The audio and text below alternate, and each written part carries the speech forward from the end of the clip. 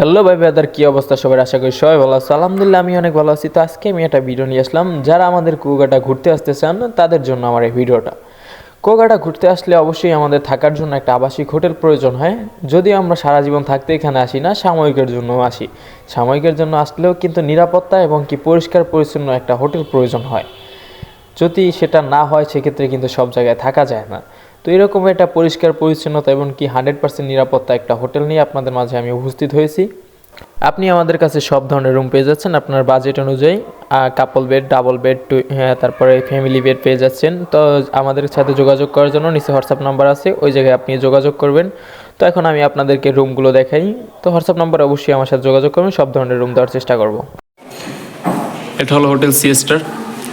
আমাদের কাছে সব ধরনের রুম পেয়ে যাচ্ছেন, আপনার বাজেট অনুযায়ী রুম পেয়ে যাচ্ছেন। তো আজকে আমি আপনাদেরকে একটা কাপল বেড দেখাবো।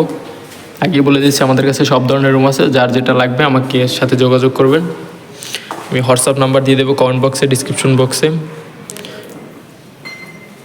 এটা হলো কাপল বেডের রুম, একটা বেড আছে। তো আমি দেখাচ্ছি,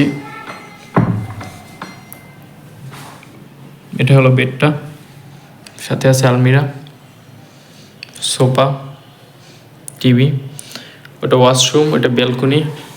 আমি একে একে সব দেখাচ্ছি।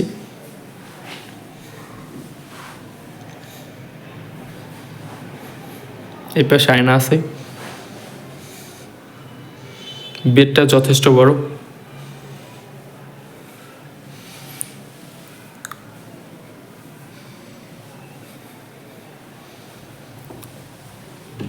এটা হলো ওয়াশরুম।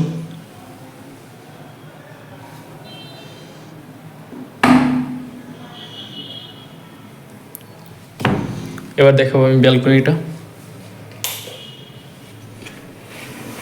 এটা হলো ব্যালকনি।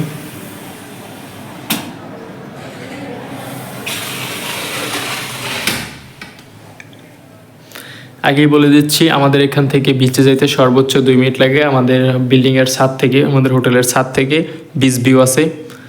একদম বিচের পাশেই পেয়ে যাচ্ছেন হোটেলটি। ফ্যামিলি একটা পরিবেশ পাবেন ইনশাল্লাহ,